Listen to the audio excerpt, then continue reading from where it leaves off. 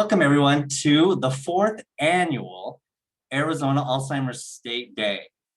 My name is James Fitzpatrick and I'm the Director of Public Policy and Advocacy at the Alzheimer's Association. This is our 4th State Day. Unfortunately, due to circumstances out of any of our control, this is virtual. Over the last 3 years, we have had State Days at the Capitol where we've been running around the Capitol. This year, like most things, looks a little bit different, but we just roll with the punches and do what we can with the situation that we are given. And one thing that I want to let everybody know is please expect the unexpected. If you participated in the Know Before You Go event last Thursday, you know that anything to do with elected officials can go any way and all the ways. For example, yesterday we did have a legislative visit, and the state senator wasn't able to show because they were busy on the floor doing their job. We are hoping that some of our elected officials come in to this meeting today, but with working with elected officials, especially during this time of the year, always expect the unexpected. And now I would like to hand it over to Terry Spitz, the Alzheimer's Association Desert Southwest Chapter's Executive Director. Good morning, and thank you for the warm introduction, James. So welcome to Arizona State Day. On behalf of our chapter staff team, board of directors, advocates, volunteers, and everyone we serve, thank you for dedicating your time to support the health and well-being of those suffering with Alzheimer's and dementia and their caregivers. I would like to give a special thanks to our board public policy chairs, and that is Scott Gardner and Janice Dinner, as well as our volunteer advocates and state champions who have spent hours elevating critical issues for those impacted with Alzheimer's and dementia. I'd also like to thank Senator David Gowan and Senator Leila Alston for their leadership towards driving positive change through public policy, as well as Governor Doug Ducey and all of our Arizona policymakers for their service and dedication to serving our state. Now, a special message from Senator Gowan.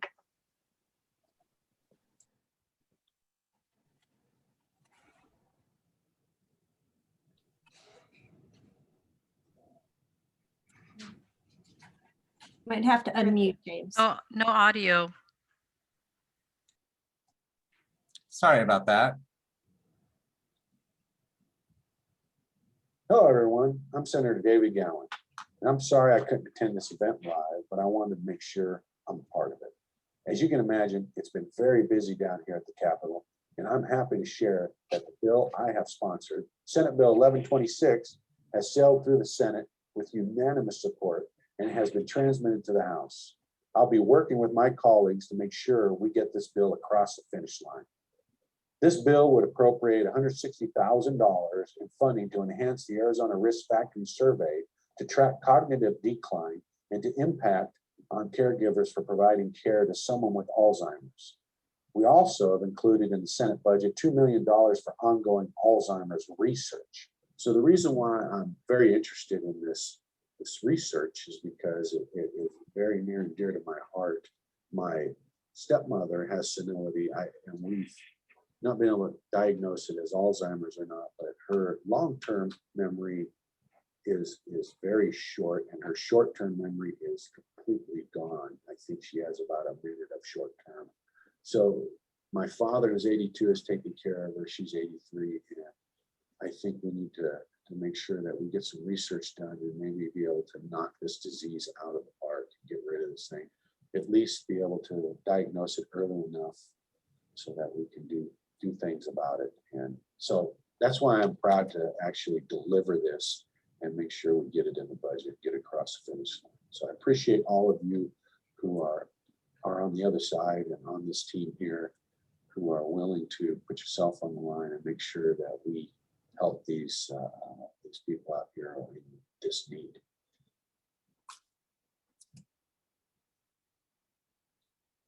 To give you a quick overview of what to expect during the State Day, we will hear an update on the new Alzheimer's Facts and Figures report that came out today. We made it come out today, especially for all of you. We will have a legislative panel, learn about the Behavioral Risk Factor Surveillance System Survey, otherwise known as BRUFIS. We'll do a training about SB 1126, which is the bill that Senator Gowan just spoke about. We will do a workshop on how to tell your personal story and a training on effective meeting strategies. And now I would like to introduce you to Elena and Manuel and Kathy and Jean.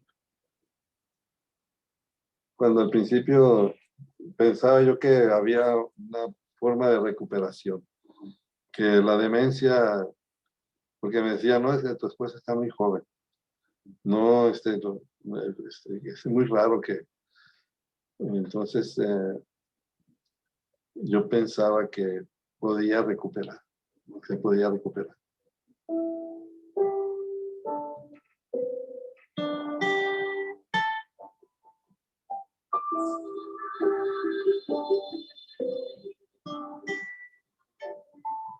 Pues ahorita ya va en deterioro, ¿no? Porque salíamos a las tiendas, la llevaba a caminar, Pues ella se levanta tarde, empieza a las 9, 9:30, a veces a las 10. Yo digo que la medicina que toma, que le doy en la noche, la relaja demasiado y la hace dormir mucho.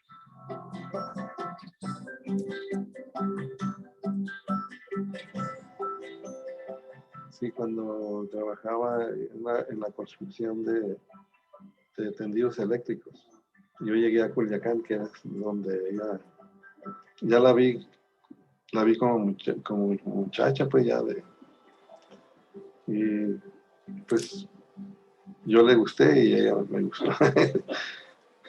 Hubo química y nos hicimos novios. Mi primer novia así comenzó con esas, era un cambio, pero cuando ya empezó con la pérdida de memoria, y es que le habían en el 2006, yo la llevé con un neurólogo para que le hicieran un estudio porque yo la notaba así, muy deprimida y se asustaba mucho y le sufría de mucho dolor de cabeza.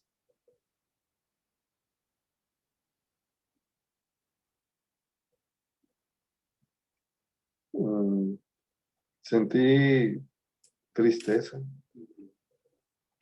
Me puse, pero yo nunca le daba para mí, todo el trato con ella era igual, normal. Yo no le manifestaba que estuviera mal para no causarle a ella más de que me viera a mí.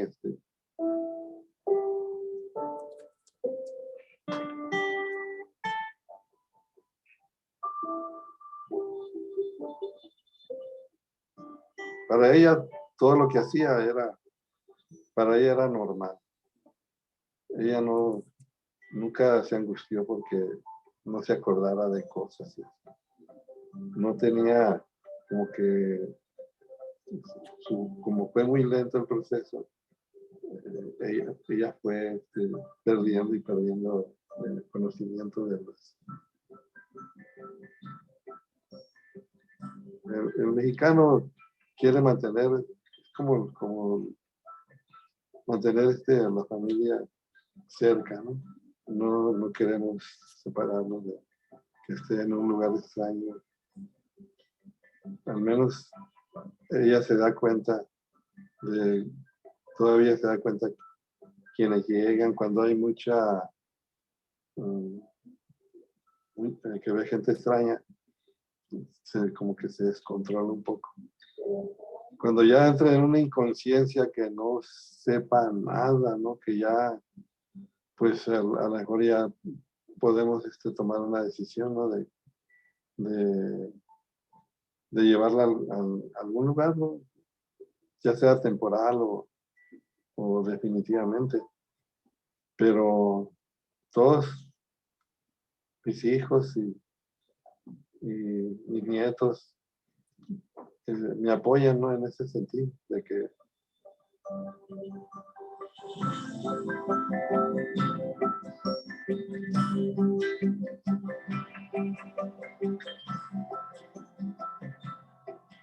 lo que espero es ya la etapa que sí me quiero preparar para, porque yo sé que va a llegar el momento en que ya no pueda ya caminar.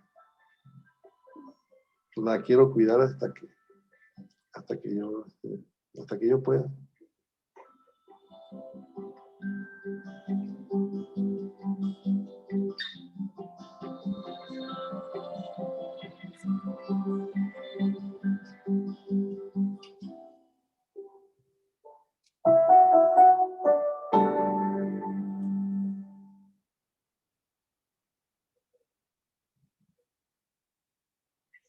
Okay, what am I saying again? Just your name. My name is Oh, Jean. my name is Jean Norris Wilhelm. Then I was diagnosed with Alzheimer's. Yes, 55, almost 56.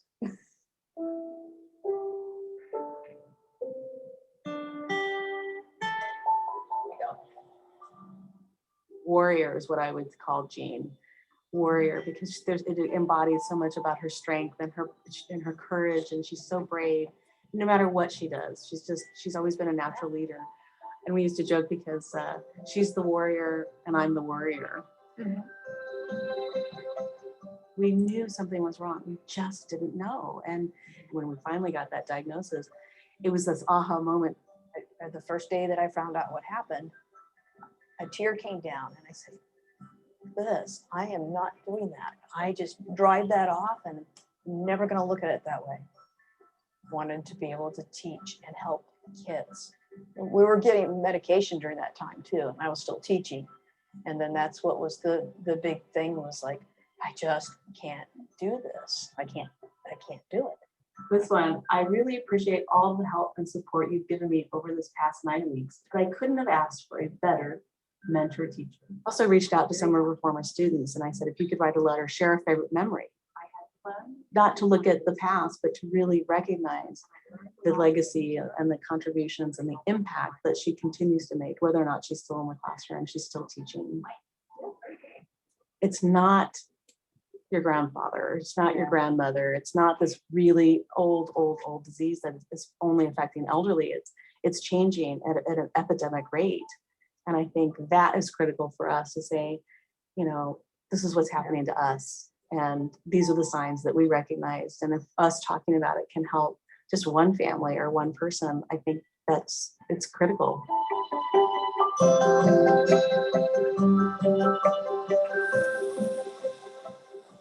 That is so critical because there is power in knowledge. The challenging part of seeing her struggle in different areas where she hadn't, and kind of then the balancing and kind of taking over some of those things like cooking. I mean, Jean is an amazing cook. And I think the emphasis on only memory, I think is a huge misconception. There's so much more to what's happening. And for Jean, again, going for her, it's language. It's language based. I mean, it's memory too, of course, keys and, you know, retracing your steps and where did I put my shoe? And, you know, I know where my shoes are now. I think single-handedly, we've probably kept Post-it or 3M in business for a number of years because, you know, just like little things, like I used to fix her lunch when she was teaching, or like sneak in little notes here and there on the mirror, you know, good morning, beautiful, or just little things like that. And, you know, and they're not so little, but all those things and the power of words and what you express to each other. We've never shied away from that. It's love. It's always been love. It's not going to take our joy, but we every single day we find something to be happy about and focus on, and I know, and we do. Yeah.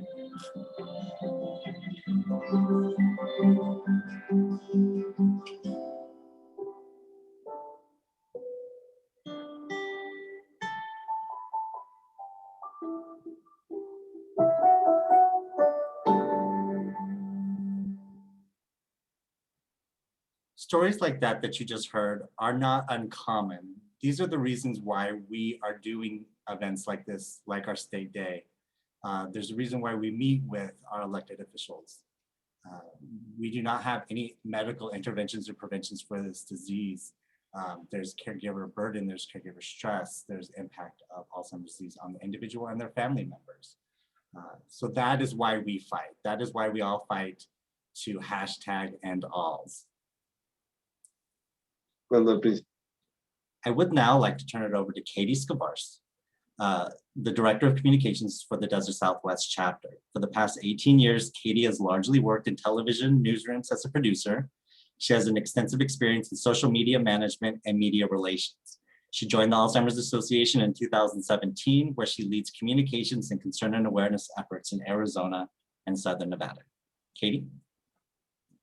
Thank you, James. And thank you all so much for being here today. A huge part of what I do and what communications revolves on is active folks like yourself who are willing to step up, share your stories, and make an effort towards change. So thank you so much.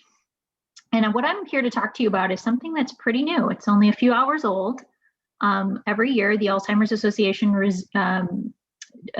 releases an annual facts and figures report.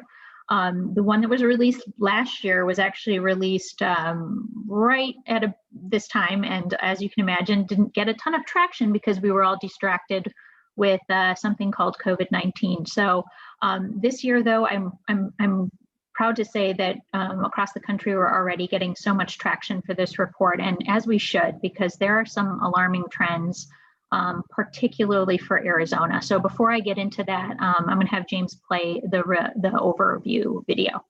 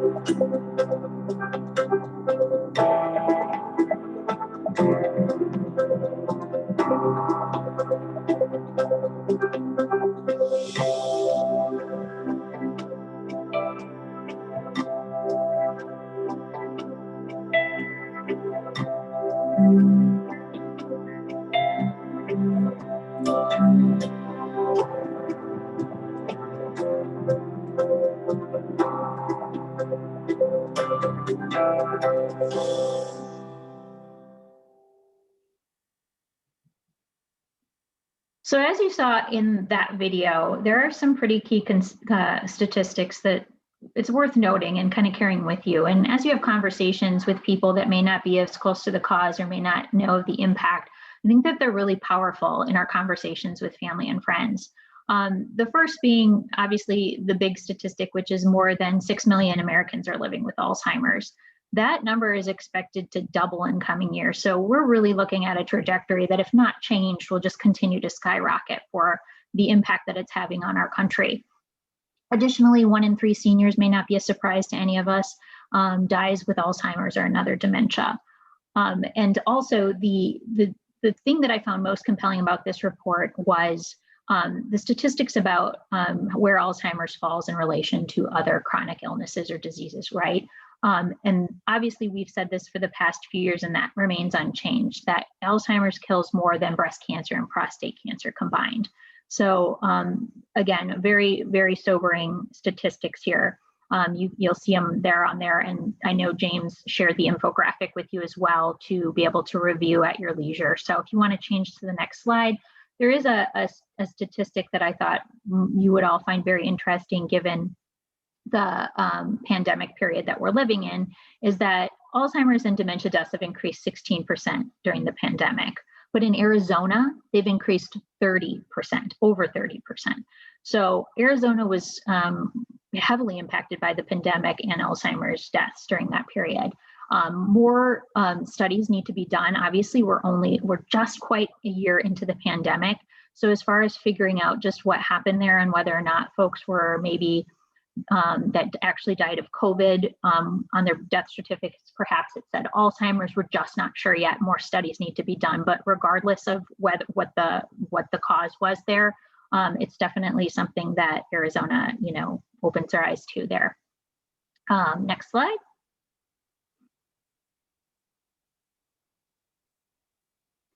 And then the special report this year for facts and figures, and if I know, again, James provided the full report, so it's definitely a very compelling report, and it's entitled Race, Ethnicity, and Alzheimer's in America, and it really dives into health disparities when it comes to by race, right?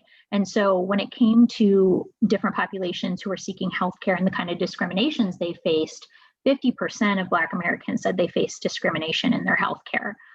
42, that was first, and second comes Native Americans at 42%, Asian Americans at 34%, and right behind that, 33% of Hispanic Americans. And obviously with our Hispanic and Native American population in Arizona, these are causes for concern that we really hope to dive further into so we can finally find resolutions to why this could be and make true change in health systems.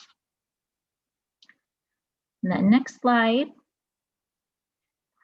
So this remains largely unchanged year over year. So continue to have 150,000 people, and this is the 65 and older population living with Alzheimer's in Arizona. This again remains unchanged from last year, but this again only factors 65 and older. So we can't be sure who the thousands and thousands of more folks who are under the age of 65 in our state, which we know there are many living with Alzheimer's. Jean is one of those folks that you just saw in the video. Under 65 and living with Alzheimer's disease. And before I go to the next slide, I kind of want to pose, and feel free to throw it in the chat. There are 3 statistics that I want to pull out for Arizona, and I want to see what you all think and where we ranked this time. So the first thing we always talk about nationwide is growth rate for Alzheimer's disease. And where do you think Arizona fell this year for the growth rate for the disease? So you have 1 through 50 options. State-wise. I guess 51 because I do incorporate the District of Columbia. Okay, we got 2 from Larry, 3, 1, couple ones, 1.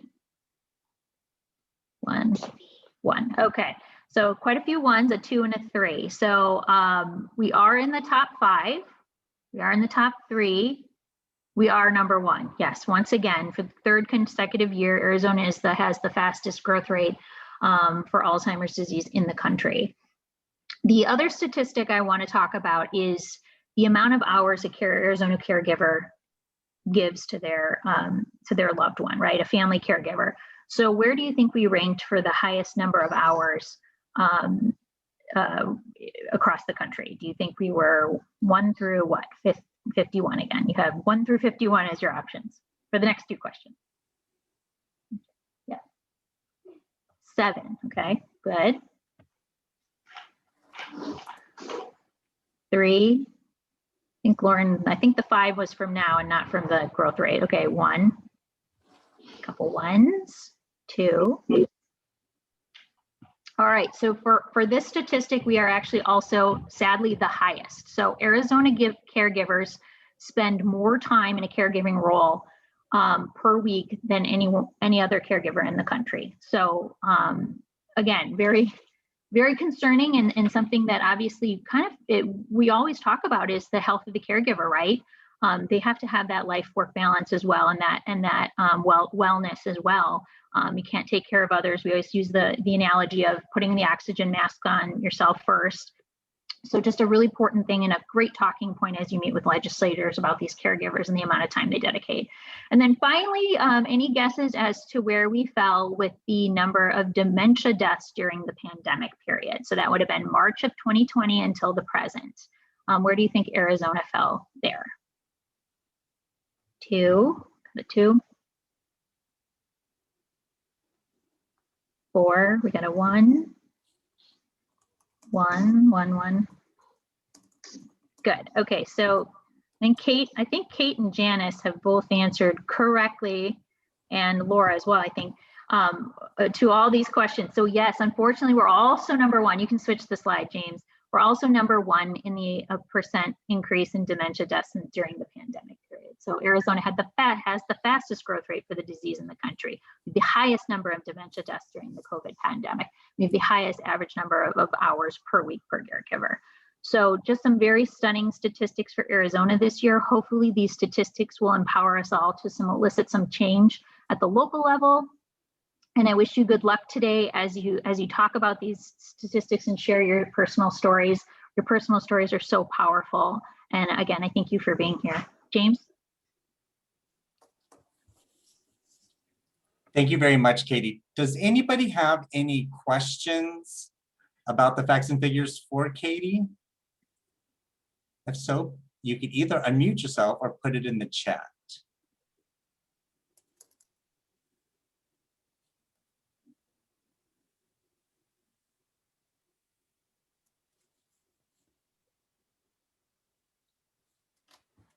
Good question, Janice. So Janice asked how we're going to get the word out. So that is my job, right? And the job of all of us, right? It's conversations that happen every day, right?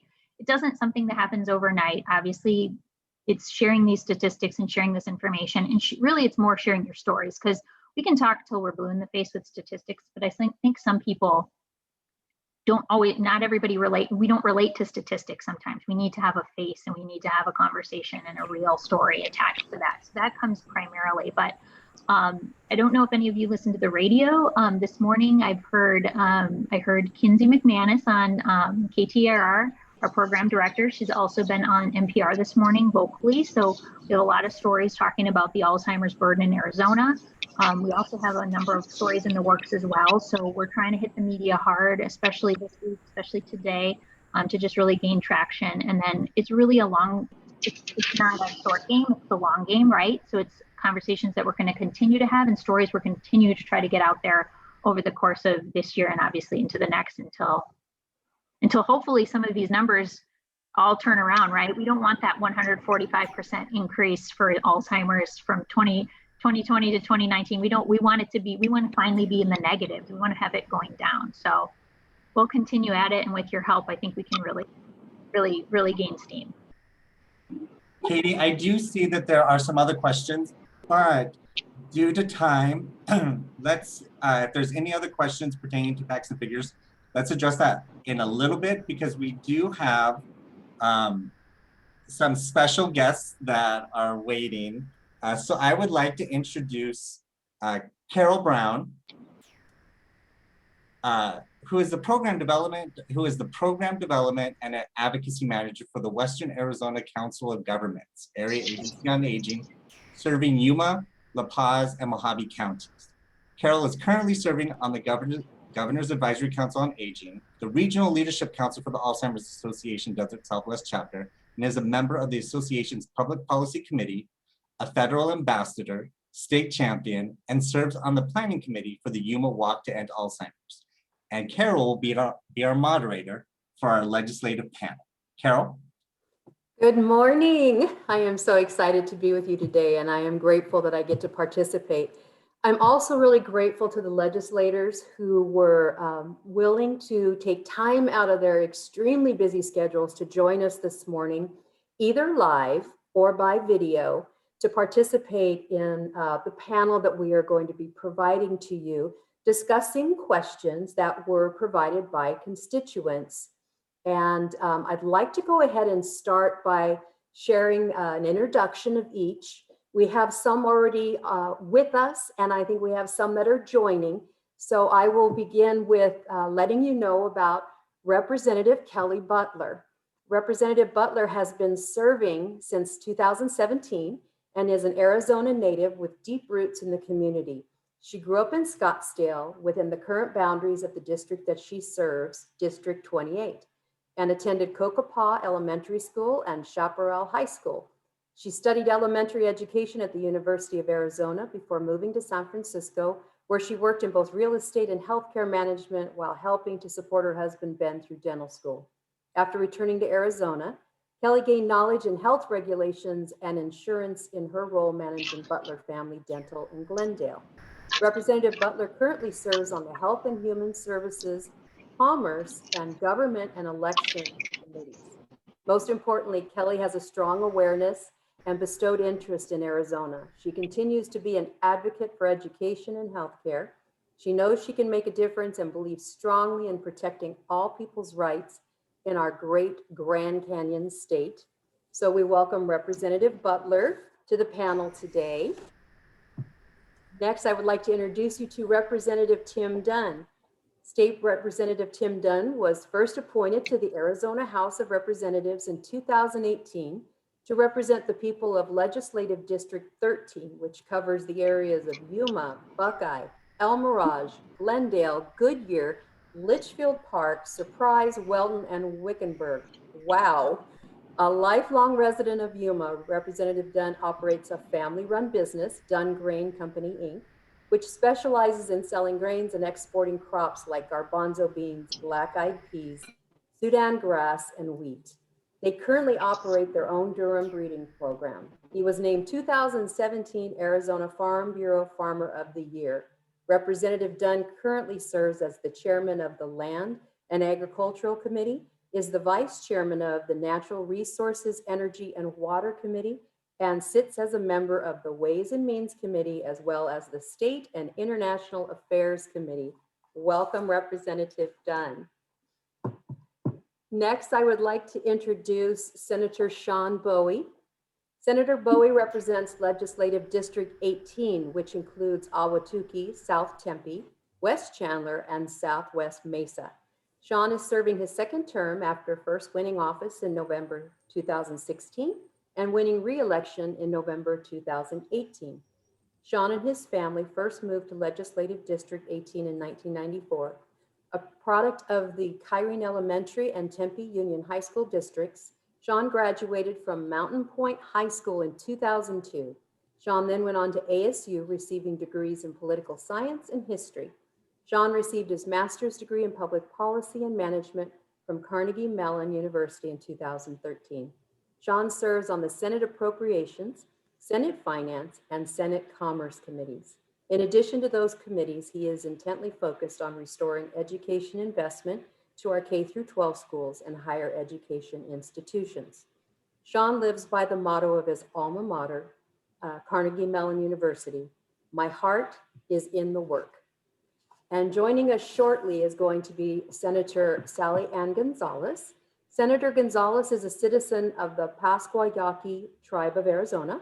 She is a former tribal council member and public school educator before becoming the first Indigenous woman to be elected to the Arizona State Legislature in 1996. Senator Gonzalez is co-chair of the Arizona Latino Legislative Caucus and sits on the Health and Human Services Committee and is ranking member of the Education Committee. At the national level, she chairs the Governmental Advisory Committee for the Environmental Protection Administration, or EPA. As a former classroom teacher, Senator Gonzalez continues to be a strong proponent for quality, equitable education for all. She continues to advocate for children, women, and elders. Senator Gonzalez has sponsored and/or co-sponsored legislation to improve the lives of women, children, and continues to support health care for all. Also will be joining us today via video messages is Representative Jennifer Longden. Representative Longden is one of two elected official members for Arizona House of Representatives serving Legislative District 24, which covers Central Phoenix and South Scottsdale. She's a Phoenix-based speaker, writer, and activist. Jennifer worked for 3 years as the content coordinator, chief writer, and editor of Livability Magazine, an Arizona-based quarterly lifestyle magazine. Paralyzed in a random shooting in 2004, Jennifer is an outspoken advocate for people with disabilities and strengthening laws to curb gun violence. Representative Longden currently serves as the Assistant Minority Leader and is a member on the Transportation and Military Affairs and Public Safety Committees. Also by video will be Senator David Gowan. Senator Gowan was first elected to the Arizona House of Representatives in 2009. During the 2015 through 17 legislative session, he was elected to be the 52nd Speaker of the House. Most recently, he was elected to the Arizona State Senate where he serves as chairman of the Senate Appropriations Committee and a member of the Natural Resources, Energy, and Water Committee. He resides in Sierra Vista in Legislative District 14, which also encompasses all of Cochise and Greenlee counties, southern Graham County, and a portion of Pima County. David is a proud graduate from the University of Arizona, holding a BA in Secondary Education and Social Studies. He has been married to his wife, Jessie, for nearly 30 years, and they have 2 sons. They have lived in southern Arizona for nearly 25 years. Senator Gowan is a passionate fighter for veterans, first responders, and businesses. Whew, my goodness, what credentials we have in our representatives serving the state of Arizona. We want to say welcome to all of you. I know that we've got some in an office, we have some driving, we have some joining, and then we will have some that we will have video responses to some of our questions. So I do again want to thank you very much. And please keep in mind, as James said earlier, expect the unexpected, because we know with technology, there could be a hiccup or two, but we are just thrilled to have these legislators participating today. So I am going to start with our first question. And the question will go out to all of our panel members who are already on the call today. So the first thing I'm going to ask you from a constituent is, when considering that Arizona is ranked the #1 state for the diagnosis of Alzheimer's, what concerns you most for Arizona? Representative Butler, I'm going to ask if you would like to reply to that.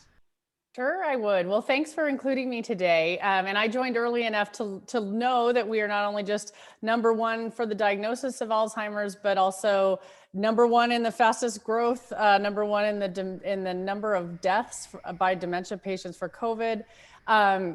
These are scary statistics, and we need to do more. So what concerns me is that we are not doing enough in Arizona today. We are not prioritizing the needs to keep Alzheimer's patients safe, and in, whether that be at home or in a facility, we're failing to do enough to help family members and caregivers be able to provide the care for them that they need. So, we need to allocate funding to areas that can provide those kinds of services, not only for the oversight. And I know that Representative Dunn is on here too, and he has worked hard to see that we put in place some more measures that are going to provide oversight in long-term care facilities. But we also need to address the lack of funding for those support services that are needed. Thank you, Representative Butler. Representative Dunn, good morning. We see you're driving. You're on your way up to the Capitol, I imagine. Thank you for joining us. And would you like to go ahead and respond to that question? Yes, and thanks for inviting me to be here. So I guess the #1 thing that concerns me is actually, the cost of being able to provide that long-term care for when someone has to when they cannot do it at their home anymore. So there's a lot of issues that I know we'll have other questions to talk about, but if you look at the #1 issue, it's just the having enough facilities and bringing the cost down so that people can afford to have good quality care. Thank you so much. I appreciate that. So we are behind the scenes working on some technology pieces. It looks like we don't quite have Senator Bowie on for the panel, and Senator Gonzalez is to be joining us around 10:15. So we're going to move on and ask our next question. And this will start again with Representative Butler. The question is, in the Arizona State Plan on Aging for 2019 through 2022, the estimate is given that by 2030, we will have as many Arizonans age 60 and above as there will be children under the age of 17. Given that statistic and the number of Alzheimer's diagnosed cases the state is currently facing, what would you like to see the state focus on in preparation for our increasing aging population and Alzheimer's? Another great question. Obviously, we need to do more to figure out, how to put in more research dollars for prevention and early detection, and how are we going to, diagnose people earlier in treatment to the extent that the state can do that. I think that we need to to do as much as we can in that area. But when we talk about this ratio of young people to older people, you know, we're going to have to prepare that workforce. Our young people need to be our future workforce that is going to help not only take care of the people as caregivers and as health providers. Our young people need to be educated so that they are ready to do that, and that we are doing the right thing for that educational system, not only for those providers, but also as for our tax base. We need to have high income earners here in Arizona so that, you know, as more people move out of the workforce and new people move into the workforce, our young people need to be ready and prepared for high wage jobs and those high tech jobs, and that are going to advance all of the broad areas that we're needed to address this problem. I think that, you know, talking about we can't just talk about Alzheimer's in a vacuum. We need to talk about our overall systems in Arizona that are creating the challenges to caregiving and the challenges to you know, getting any healthcare in the first place. So I think we better have some broad ranging discussions when we are faced with statistics like this that we really do need to address in a really pretty quickly here if we're gonna make progress and see the results that we need. Thank you so much. I know this is a really meaty question. There's a lot to it. Representative Dunn, would you like to go ahead and respond to that also? Yes, ma'am. So, you know, the numbers are going to continue to rise, not necessarily because of the Alzheimer's, I think, here, but because of the attraction to the state for retirees. I think with, you know, the reason they come here with our climate and with our a great place to live. So, you know, I think those numbers are going to continue to rise kind of in proportion to other states. And so, like Ms. Butler was saying, we've got to be ready, and we need to get an educated workforce. We need to make sure we're in front of the curve with, you know, all the things we have to do in the weeds of the reimbursement rates and all that kind of stuff, so we can make sure that we have the facilities and the employees that are work there. But I think if you start training folks at the younger age, and we have more of these tech schools, the CTEDs, talking about getting into, you know, that you can do these kind of training, you can have a good career in the medical field, and you don't have to be an actual doctor. You can be actually, you know, a care provider, and making sure we get that wage rate up is something that we got to be planning for. One of the things that is Senate Bill 1126, it has to do with the survey, phone survey, to try to figure out the cognitive decline and caregiver modules. So this is something that's a bill that, like I said, it's from the Senate side. So I haven't seen the exact details, but it's something that we can look at to try to get early detection. And so it's one of the bills that we're looking forward to. Hope to get it out of the Senate and come over to the House so we can look at it. Wonderful, and thank you, because that's exactly what we want to hear in terms of meeting with our representatives this week and encouraging you all to please support 1126. We do want to see this go forward this year. Thank you so much. Okay, I promise you we are still working behind the scenes. It sounds like we've got a few of our representatives aren't able to access this yet. So we're going to keep going, and I'll start again with Representative Butler. Our next question is, considering how dramatically our state is being affected by Alzheimer's and other dementias, what would you like to see accomplished as the top priority for our state? Well, that is a tough question, because there's just, this is the vital need is now. I would say for me, this session, the top priority is working to provide oversight for long-term care facilities where these folks are often, you know, really vulnerable in those situations. And so I know Representative Dunn is working on that really, he's focused on that too. You know, with the COVID deaths of dementia patients in Arizona being so high, we need to address that as an emergency. And I'm glad we are doing that. The second thing would be for me is for supporting the families who are keeping their loved ones in their own home. We, for years, have underfunded all of those agencies and all of those resources that help provide those in-home caregivers, and so that we can keep people home as long as their caregivers are supported and able to do that. So I think those are the most critical things for me immediately. And then obviously just broader discussions on an ongoing basis. Thank you, Representative Butler. And Representative Dunn, what would you say is the top priority for the state that concerns you the most?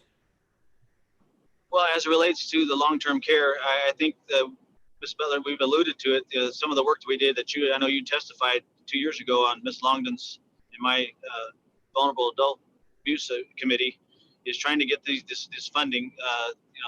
Some of the details of that is there's 44 FTEs for long-term surveyors, and so that's in the governor's budget. Before COVID, we had an issue, and now with COVID, it's even worse. They don't have time to get around to the facilities to make sure that the care is what it needs to be. A pilot project that is for DD homes for $1.1 million to try to get a pilot project where they come into the homes and do kind of a checklist to making sure that they're giving the care that they need to. So there can be random checks. These are some of the things we've learned in our committee that were falling through the cracks.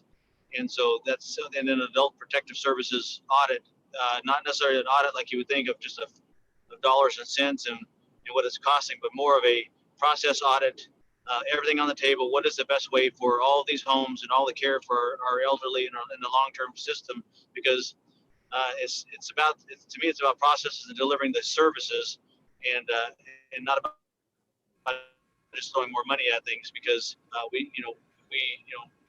money can't solve everything. Obviously we need more money, but we need to figure out where the things are falling through the cracks, and that includes the Alzheimer's patients as well. And so if you look at those things and then trying to figure out the reimbursement rates for in that part of the budget, there's some other bills that I'm not running, but in trying to get the reimbursement rates up so that you can have good quality healthcare workers. We have great workers. We just need to be able to attract more, because of the wage compression between when the minimum wage went up, the reimbursement rates didn't go up, and you have a hard time when now the people are being paid. They used to have a premium for that job, and now they don't. So those things are, it's more money, but it's a targeted approach to making sure we get the money to the healthcare workers and to the audit the system. Thank you, Representative Dunn, on many levels. And for those of you in the audience that are not aware, there is a great deal of legislation this year that is in support of older Arizonans and those that need to be protected because they are vulnerable adults.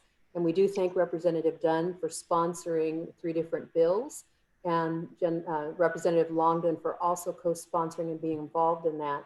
So there's lots that we can learn about and find out about what our state is doing currently, and that is in this current legislative session that we certainly hope all will pass, as well as 1126. Okay, I'm excited. I believe we now have Senator Bowie and Senator Gonzalez on our call. And we're going to say welcome, both senators. We have actually already introduced you, and we appreciate you being with us this morning. I'm not sure if you were on early enough to hear this most recent question that we asked.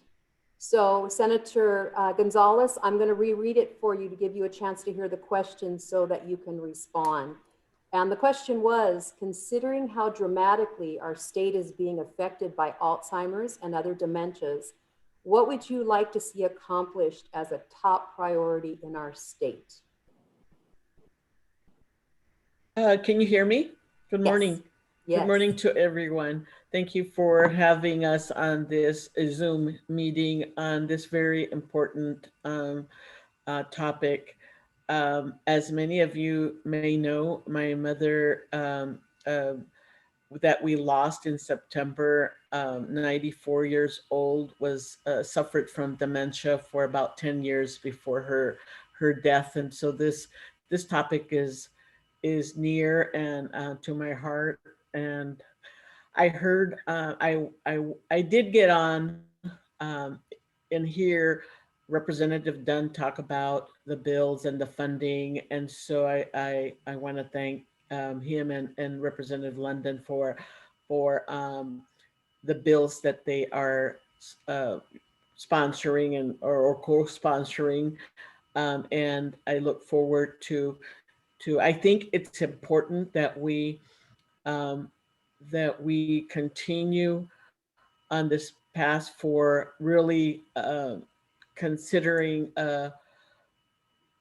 more actively what do we do with these patients and how do we treat them and how do we fund some more research so that we can get to the bottom of this very debilitating and really bad disease that a lot of our members, citizens of Arizona and across the country are contracting, and how it affects families, not just the patient, but everybody, all the family members that are involved in taking care of the patient.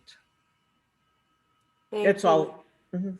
Thank you, Senator Gonzalez. Our condolences to you, and we truly appreciate your heart in supporting the efforts that are going on in our state. I got to meet with you last year on State Day, and I'm certainly aware that you are a great supporter, and we thank you for that. Senator Bowie, would you like to go ahead and respond now to that question? Yeah, hi, Carol. Good morning, everyone. I'm so sorry I'm late. We had the wrong Zoom link, and I was in a room by myself. So it's a very 2021 problem to have. So Yes, thank you sir. so much. Thank you so much for having me. Yeah, I just want to echo what some of my colleagues said as far as what I like to see as the top priority. You know, it's really making this a top priority in our state budget. And you know, we have some CARES Act dollars, we have some additional federal funds that we expect to receive that are being debated in Congress right now. So when we talk about the reimbursement rates, which we've wanted to raise for years, we run bills on that every year and trying to make that more of a priority. Some of the agency funding that our agencies really desperately need, that needs to be a top priority. You know, there's a lot of debate about the budget right now and what should be prioritized. And some of our colleagues are talking about tax cuts and some other ideas. And for me and a lot of my colleagues, you know, it's focusing on the core functions of state government. And I view this as really one of our core functions, and ensuring that we're making those investments and that we're raising the reimbursement rates and that we're taking care of our elder population and those folks who really need it. So as we have these conversations on the budget, this is going to be one of the things at the top of my mind, and making sure that we're taking care of those people who need our help and support. Thank you so much. Okay, we're going to move on to our next question. And I'm excited to ask this one. So for all of our panel members, the question is, if you had the opportunity to be a part of a statewide awareness campaign through media, public service announcements, etc., would you be interested in doing so? And second part of the question, what do you believe would be the most effective way to raise awareness and encourage citizens to go in for early diagnosis? So I'll start with Representative Butler again. Well, thank you. I would love to be part of any efforts to raise awareness about not only Alzheimer's, but help for family members. You know, I think that a diagnosis of Alzheimer's or dementia, whether it's for you or your family members, just it comes with a lot of fear. And I think that raising awareness is trying to let people know that, yes, it is scary and there's nothing that's going to alleviate all of that fear, but that there are resources available, and that there are, you know, a lot of people feel like that, you know, this is such a devastating diagnosis. But if people knew that there are, you know, there are some not only treatments on the horizon, but there's care available now, that if they were aware of the things that could help them initially, you know, be part of communities of people that are working on these issues. I think that just raising awareness about what resources and help is available would really help people to be able to seek an earlier diagnosis, because it will seem like they can be proactive in being able to do something about it. So I would love to be part of any of those efforts. Okay, we're writing down your names if you say yes, just so you know, fair warning. Representative Dunn, would you like to go and respond? Yes, and you know, I think it's important for us as elected officials to do what we can to raise awareness for specific things like this. And I have no problem participating. I would love to. You know, we can't, you know, because this is a bigger than a one-person issue and or one legislative district issue. This is our statewide issue, and so I think that's important for us to be involved. And I think we need to make sure we include other rural legislators and I mean all of us, but we need to make sure we don't forget about the rural legislators, because some of the services we don't have out in these counties is readily available. I think we need to kind of promote what we need to do or what we can do in those counties, in those cities, and try to maybe and look at is there something that we should be doing as far as reaching out to those rural communities in the reservation. So I just think it's important to get that. Like I said, during COVID, it's hard without being able to interact. But so I think we just need to get that early detection and what is available now, and how we can make sure we include all the counties. Wonderful. Thank you so much. Senator Gonzalez, would you like to go ahead and respond? Thank you. I think both my colleagues, Representative Butler and Dunn, said everything I would say. I would love to be part of it. I think from the perspective of having my mom as a patient would be a good idea of sharing our experience with her dementia. And also, I really like Representative Dunn in saying that in rural areas and on the reservation, I think there needs to be a lot more outreach because the programs are not out there as much, and I think I would love to be able to work on a PSA or something that really touches those communities, whether it's the Latino community or the indigenous community. I would love to do that. Thank you. Thank you, Senator Gonzalez. And I know that James Fitzpatrick is going to be reaching out to you because you have a powerful story that you can share on behalf of the association. So thank you very much for that. Senator Bowie, would you like to go ahead and respond? Yeah, I would be happy to participate in that. We get asked from time to time to participate in some of these awareness campaigns, particularly on the healthcare side. We all took part in a awareness campaign last year on the census and encouraging more folks to fill out their census. So yeah, I would be happy to do this. I think it's important to use social media. We all have different networks and represent different parts of the state. So I think us all working together and raising awareness about how important this is would really make a big impact. So sign me up, happy to help. Wonderful. And James, I think we have a recorded message from Senator Gowan for this question.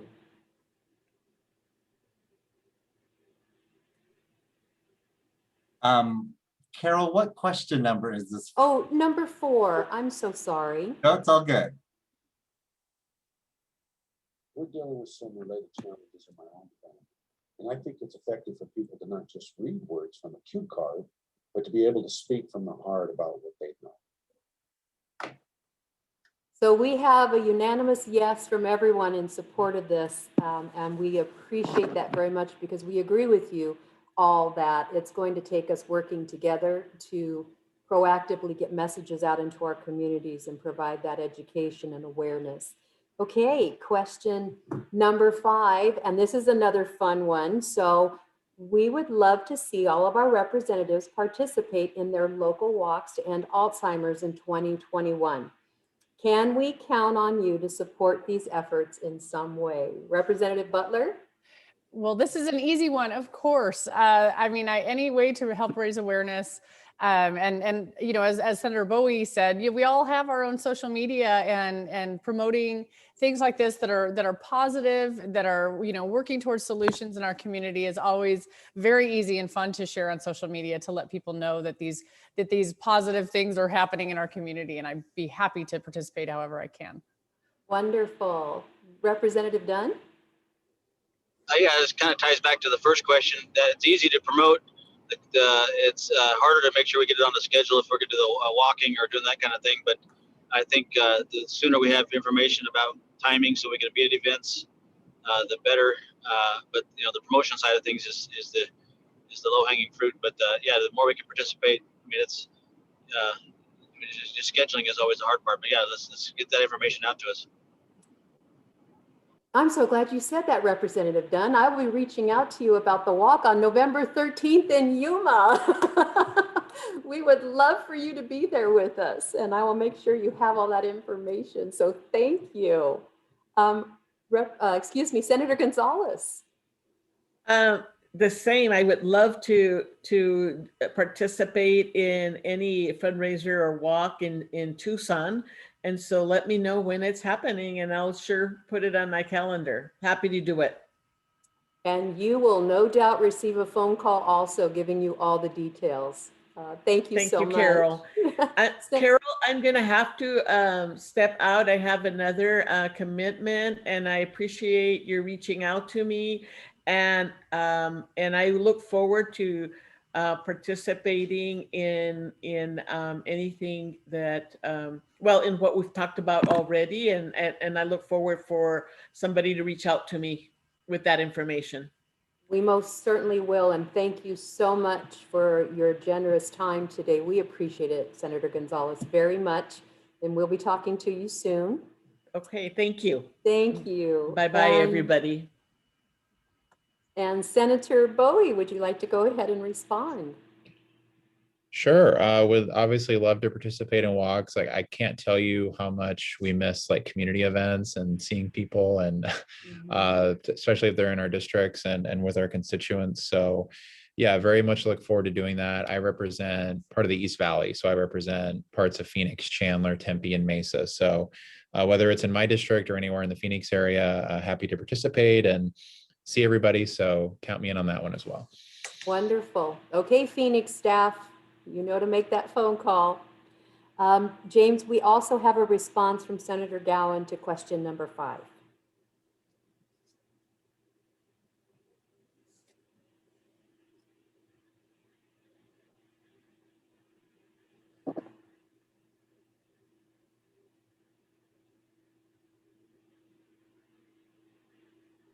I apologize for that, everyone. I'm not sure I know enough to offer solutions. Sorry. That's okay. For this as well. Please have the local organizers get in touch. Anything in Sierra Vista or Cochise County coming up, I'm glad we're back to planning real group activities. I think we've all missed those. So Sierra Vista Walk, be ready. Senator Gowan's ready to participate. That's wonderful. Okay, we will move on to our next question. I'm just looking at the time. We have a few more moments, so I want to make sure that I can get through just at least a couple more. Okay. So question number 7, a constituent asks, building a dementia-capable workforce is currently an Alzheimer's Association state priority. Not too long ago in Green Valley, first responders were called to a home with a complaint of domestic violence. The wife explained that her husband had dementia and had become violent. She did not feel safe with him, and she herself had no dementia training. First responders requested that she be the person to leave the property for the evening. She explained to the responders that her husband had wandered away from the home on several occasions and also needed to take time-sensitive medication for another condition he had. She requested that he be taken to the hospital instead, as they had no local family to watch over him. Because her husband seemed okay, they refused to take him, and she ended up leaving the home. The question is, what solutions do you think can be put in place to help with a situation like this? Representative Butler? Oh my. That's a long one, I know. Well, and it is heartbreaking. I'm sure things like this happen all the time. And I think it speaks to how devastating these situations are to family members who are lovingly providing this care in really difficult situations. So, I mean, all I can think of, and I would love to work with you all if you have other ideas for solutions, but it's just training for our first responders so they know how to diffuse and handle situations like that. It's funding for situations where, it shouldn't be that they had to just, separate these people and leave this person with dementia kind of, in a vulnerable situation. And it's all a nightmare scenario. And I think that it is really going to require groups like yours with your voices at the table to help us figure out what is it that are the broader solutions to situations like this, because it really is just heartbreaking to hear about this happening. Thank you. Representative Dunn? Yeah, this is a very big question. And during our testimony that we had with Ms. Longden and myself with the DD homes, there was some excruciating testimony from parents of patients who had a lot of issues on the lack of training for some of the healthcare providers. And I'll say it again, we have a majority, 90, I'm not sure what the percentage is, but there's very few people that do have problems in those homes. So we got a hats off to the original folks, all of our healthcare providers, but they had a problem with training, and they really wanted to focus on some of these type of issues in the homes themselves, not only with the first responders. And I think, like Ms. Butler said, trying to come up with some of the suggestions from your association would really be helpful. One of the things I'm thinking of, using Yuma, for example, with WACOG and the different home health care providers, I'm wondering if we can set up a system where there's a first responder type of health care that you would actually call someone and they would dispatch a trained person to be paid to stay there overnight, so that person could, within, to calm them down, as trained. Maybe there's something in the healthcare system now that we can use those home healthcare folks that provide services that are like on a hotline that would work. So that would be something we could explore. That's a lot to chew on, isn't it? This is a big question, a big issue. Thank you very much. Senator Bowie.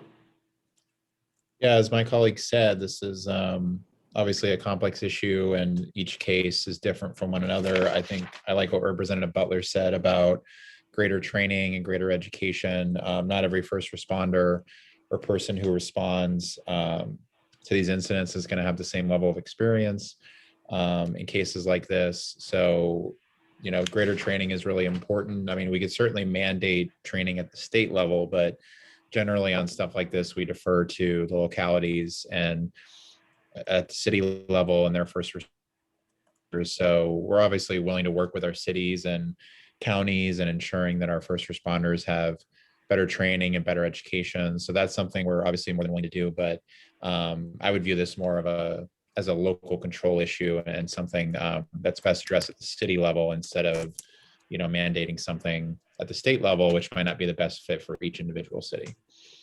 Thank you so much, Senator Bowie. We know we presented you with some tough questions today, and it's a lot to think about. It's a lot to consider.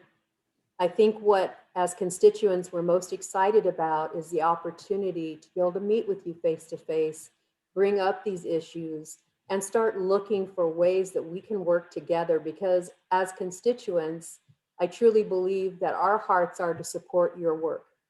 And we want to be a part of that. So we rely on you also to tell us how we can support the efforts that reach our towns, our cities, our counties, and of course at the state level. So as our legislators, we look forward to you letting us know too how we can better partner together. And we do really, truly appreciate your time today. We know that you're extremely busy right now with legislation coming up and crossing over from both sides. So just you making time for us means a great deal. And so we want to extend our gratitude and thank yous. And we will be reaching out on some of those questions because we do want you to be involved, and we would love your participation in things that the association is trying to accomplish in our state. So we do thank you and appreciate your time today.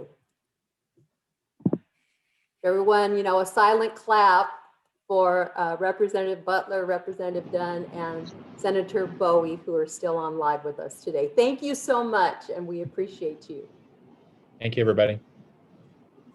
Thanks for having us. Appreciate it. Thank you. Thank you. Thanks. And James, I'm going to go ahead and turn it back over to you. Thank you, Carol. Let me advance the slides really quick. Sorry. Again, combining. We knew the time would go fast and we wouldn't get to all of the questions. We knew that would happen.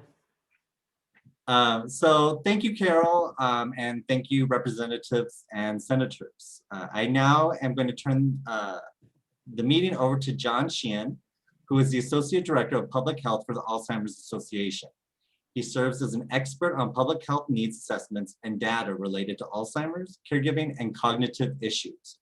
He works with health departments across the country on the Healthy Brain Initiative, and he has a master's in public health. We are going to have him share his screen, and I'd like to welcome John. Excellent. Well, thank you, James, and thank you, everyone, for having me join you today, this morning. It's a very exciting day. I do a lot with data. I'm very happy to always talk about data, and I know that this is one of the priorities for Arizona this year. So happy to just kind of come in, give an overview of what it is, why it's important, what we do with it, and then hopefully answer a few of your questions. I do have some slides for you, so let me share those. And since I'm now sharing my screen, I won't see the chat. So if there's anything that I need to clarify, if you have questions, please insert those throughout the chat, and I'll make sure to answer those here at the end today. So just a quick introduction. We're talking today about the behavioral risk factors surveillance system. We've heard kind of BRIFIS announced through different parts of today's presentation so far, but wanted to spend a little bit of time explaining what it is, what we do with it, and why it is such a priority for us here at the Alzheimer's Association. So surveillance, it's in the name, BRIFIS, the Behavioral Risk Factor Surveillance System. What is surveillance specifically? And surveillance is, it's another way to say data collection. It's really the science of data collection. So when we observe kind of interventions out in the world, when we ask about demographics, or we ask about health behaviors, when we record those responses and we collect all of those data, we're conducting surveillance. It's one of the essential services of public health, which is where kind of my role at the association comes in. And it's really one of the key ways that we understand the impact and the burden of any given kind of health condition. Surveillance can apply to a lot of different things, but we're really going to focus on the surveillance of cognitive health and of caregiving concerns today. So you all as advocates with the association, you of course are intimately familiar with the burden, with the impact that Alzheimer's has on you, on your loved ones, on your families, even in your community. And that's so essential to what we do here at the association, advocating for our public policy priorities. And the other half, and that's kind of like a really solid half of the equation. The other half is how this disease really impacts our communities at that population level. So knowing also the personal impact, but then the impact that it has across our neighborhood, across our county, across our state. And that's where kind of this, the behavioral risk factor surveillance system comes in, because it allows us to know what the impact of a health condition is and what the burden is across an entire population. We use it to inform decision makers, just like the legislators that we just heard from, helping inform our state agencies, helping inform kind of our local health departments, and really setting priorities for our communities. What is it? What is a problem? How big is the burden? And what can we do to address it? So BRIFIS, the Behavioral Risk Factor Surveillance System, as we heard, it's a phone survey. It's conducted every year in every state and every US territory. And it really gives us some just solid, good baseline data for a variety of health conditions, health behaviors, and demographics across the state. So if you've ever heard of, if you're reading the newspaper and you hear X percentage of people in Arizona have diabetes, or X percentage of people in Arizona are smokers, most likely that data comes from BRIFIS. Because it's asked annually, it's really timely data, and it's what's called representative data. So we can actually take the sample that we actually survey through the health department, and we can extrapolate that and say, this is the percentage of adults living within a particular state that has a particular health condition. So we're going to talk specifically today about the cognitive health and the caregiving health, but just know that BRIFIS covers a wide range of demographics, health conditions, and risk behaviors. And here, there's kind of, BRIFIS is very big. I've spent years kind of going through BRIFIS and understanding the ins and outs of it. We're not going to go too in depth on this, but I wanted to give you just kind of an overview of what it looks like.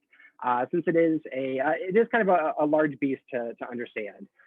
There's three main parts to it: the core questionnaire, state added questions, and we are going to spend our time today, optional modules. Specifically, we're going to talk about the cognitive decline module and the caregiver module, since that's the focus in Arizona. So the cognitive decline module, what exactly is it? It's a six question optional module that asks about cognitive health concerns. And we kind of in the academic literature, we refer to this as subjective cognitive decline, or SCD. So SCD is the self-reported increase in memory loss or confusion. So it's not a diagnosis, it's not dementia specific, but it is asking about this kind of concern that a person may have about his or her own memory or their own kind of thinking patterns. And if he or she is experiencing a change in it, it feels like it's getting worse over the last 12 months or so, that person is said to be experiencing subjective cognitive decline. One of the things that we hear most often about this data is, oh, well, if it's self-reported, is it reliable? And really what we're finding in kind of the larger academic literature is, yes, it is reliable. It's often one of the earliest warning signs of dementia. And people who do report subjective cognitive decline are actually at an increased risk of later developing dementia. So it's one of the ways that we can, at kind of a population level, look and see what number, kind of what percentage of the population is experiencing this early warning sign that is at a higher risk of later developing dementia. I do want to say that not everyone who has SCD goes on to develop mild cognitive impairment, goes on to develop dementia. In fact, we know most people that have SCD do not go on to develop those further cognitive impairments. But again, people who do report worsening memory, increased confusion, they are at a higher risk of later developing dementia than someone who doesn't report that experience. So the cognitive module really asks kind of a first question about SCD. Are you experiencing this? If a person answers yes, it goes on to ask additional questions about kind of the impact of those memory problems or of that confusion. Are you having difficulties with managing day-to-day activities? Is it interfering with your ability to go to work or kind of engage socially? And then it finally asks, if you are experiencing SCD, have you talked to a healthcare provider about it? We're going to talk about why that's important in just a minute. The other module that we're concerned about is the caregiver module. And so this is one of the ways that we identify caregivers. And the way that Briffis frames it is a caregiver is a person who provides regular care to another person because of a health problem or a disability. So the important thing to note here is the caregiver module is for all caregivers, not just those caregivers for people living with dementia, but a caregiver for someone living with cancer or who's had a stroke or diabetes. It does exclude kind of the normal parental caregiving. So if you're providing care to your child just as a parent normally would, you are not considered a caregiver for the purposes of the module, unless that child would have developmental disability or another condition that would require additional care. So after identifying caregivers, the module goes on to ask about the length and intensity of caregiving. For how many hours per week are you providing care? For how many years have you been providing care to that person? As well as outlining the caregiving duties. Are you helping with kind of personal tasks, whether it's bathing or feeding? Or are you helping managing household tasks like cleaning, cooking?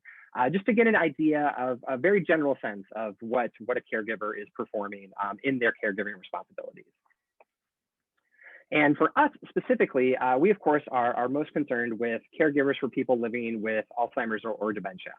And so these are one of the great things that we have new to the Briffis beginning in 2019 is a follow-up question specifically designed around cognitive impairment, Alzheimer's, and dementia. As many of us know, people who are living with dementia often have other chronic conditions, whether it's diabetes or cancer or stroke, that may actually that may be kind of the main condition for why a person might require care, as well as having dementia. And so in 2019, the caregiver module added a follow-up question to help us kind of like estimate, since we know it was underreported, kind of estimate better the number of people who are providing care due to dementia, even if another condition is kind of the main reason why care is provided. And so this is, we're really excited to kind of see the data as it comes out. 2019 is the first year that follow-up question has been added. And so we're just now getting to that data. It takes about a year after the year closes for the data to become available. But we're already seeing an increase in the prevalence of dementia caregivers in given states that have run it. So what did the data say? These are national statistics, and we're going to go through some Arizona specific statistics in just a minute. But from the cognitive decline module, we know about 1 in 9 adults age 45 and older are experiencing SCD, subjective cognitive decline. So they are experiencing that memory loss, or they are experiencing that confusion that's gotten worse. 1 in 9 is a very big population across the country. We also know that less than half of them who are experiencing SCD have talked to a healthcare provider about it. Those conversations about cognition or cognitive health aren't happening as much as we would like to see them. And 1 in 3 people with SCD say it is interfering in those everyday activities, whether that's going to work, whether it's engaging socially, volunteering, but the memory loss and the confusion is getting so burdensome that it is actually impacting everyday life. And from the caregiver module, this is, I'm sure, not new to anyone on this call today, but dementia caregiving, we know, is long, intense, and personal. So of the dementia caregivers specifically nationally, we know that over half have been providing care for over 2 years. A third of them provide 20 hours of care per week. If you think about that in terms of kind of job status, like that's a part-time job for 1/3 of our dementia caregivers at least. And over 3 and 5 are helping with that very intimate care, personal care, like bathing, like feeding, helping their loved one get dressed. So looking specifically at subjective cognitive decline and the nation versus the state, nationally, we know about 12% of adults, that 1 in 9 figure, report SCD. In Arizona, it's actually a higher percentage. 13.4% of adults age 45 and older in the state reported SCD. And so that, we know the burden of Alzheimer's, we know the burden of dementia is higher in Alzheimer's. We're also seeing here kind of that early warning sign of subjective cognitive decline is also higher within Arizona too, compared to nationally, I should say. And fewer than half in both the national data set as well as the Arizona specific data set have talked to a healthcare provider about it. Only about 2 in 5 people who have SCD in Arizona have actually talked to a healthcare provider about those concerns or about their cognition and their cognitive health. On the caregiver side, we know about, like we said, over half have been providing care for 2 years. About a third have provide over 20 hours of care per week. And in Arizona, we know it's a very similar statistic. Over half, 56.4% of dementia caregivers within the state have been doing the care for a long time, over 2 years. And a much higher percentage are providing over at least 20 hours of care per week, nearly half, 47.7%. And so the burden of dementia caregiving, providing that care and support for a family member, a friend, a neighbor who is living with Alzheimer's, is just a bigger burden in Arizona than what we see nationally. So how do we use this data? What is the purpose? And it really comes back to that impact and burden. It helps us drive kind of our public policy and our public health priorities. We use the data to educate policymakers, decision makers. Our personal stories are so impactful and really help, I'd say really help kind of ground the work that you do, the work that we do, and really helps make the case for why action is needed. Those personal stories are so impactful and so needed. And when we're setting policy, we have to, that driver really helps us kind of look at the entire population. We know it's impactful on a personal level, but then the data come in and show us it's really impactful on a population level across the state and really necessitates the care and attention from our decision makers and from our policymakers.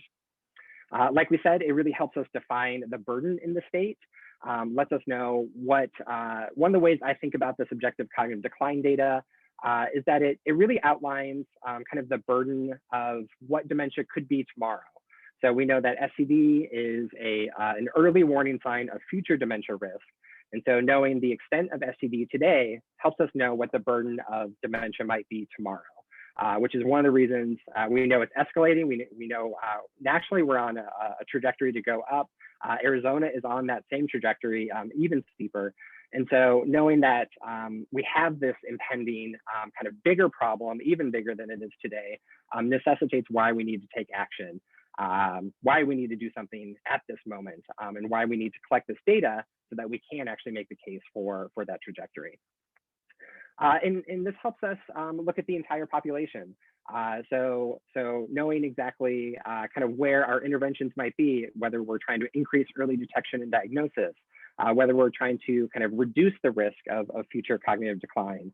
It lets us know kind of where we're at as a population currently, and it will give us an opportunity to measure and evaluate going forward with interventions that come through.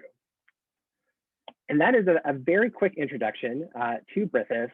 I know I have a tendency to talk very, very quickly, and so I'd be happy to take any questions that came through.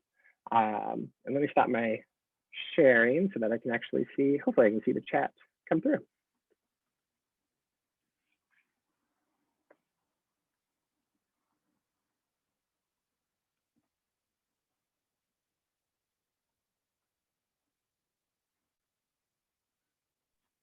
Are there any questions for John?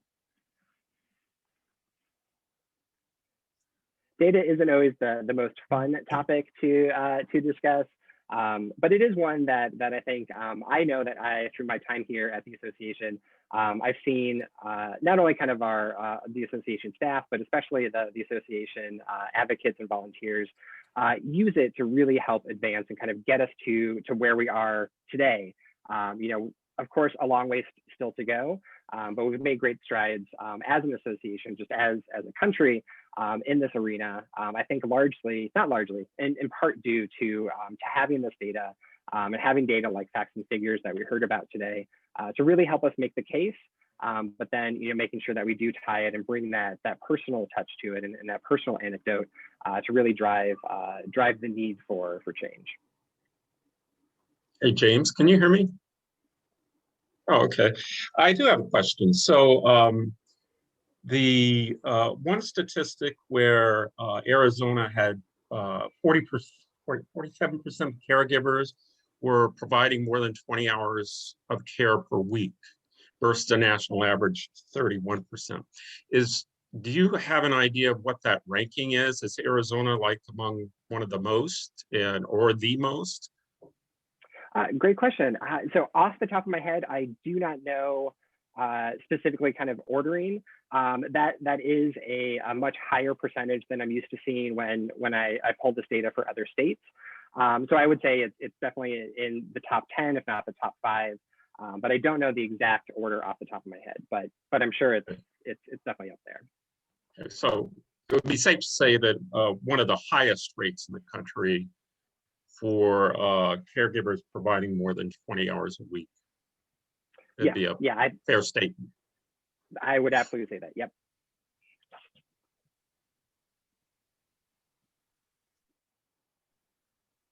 Well, great.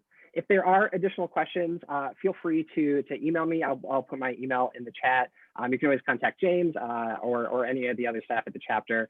I'm happy to answer questions about Griffiths. I know it is a big priority for us at the association, and I just want to thank you for not only your time on this call, but kind of your time that you've dedicated to the association, to advancing these concerns, to just really making our world a better place for it. So thank you so much. Thank you, John. I greatly appreciate you coming in and talking about Griffiths. I am happy to report that we are at the halfway mark. So it is time to take a stretch break. So we will, it is on my clock, it is 11:03. We will actually return at 11:10. So please, by all means, take a break.